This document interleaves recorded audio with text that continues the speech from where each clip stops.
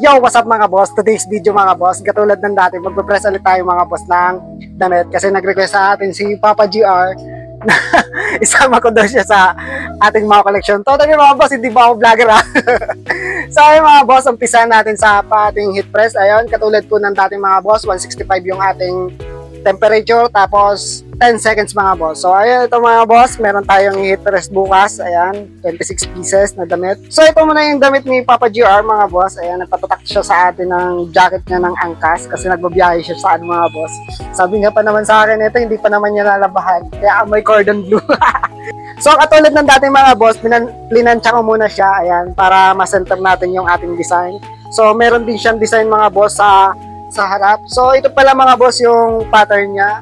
Ayan, ito yung design namin. Ayan, sample muna. Ayan mga boss, ito yung design niya sa harap. Ayan, ang problema mga boss kasi may design yung kanyang jacket kaya hindi natin pwedeng igilid yung design niya kasi pag sinuot niya to baka matakpan na yung design kaya napatungan ng konti yung gatchan niya. Hello Kitty Yard. So ayun mga boss, umpisa na natin. Medyo binaba ko lang mga boss yung design niya ni Papa GR.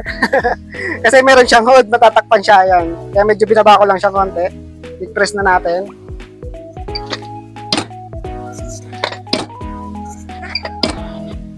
So ayun siya mga boss. At ganito siya mga boss pag may film pa. Mamaya tanggalin natin siya. So tanggalin na natin mga boss yung ating film.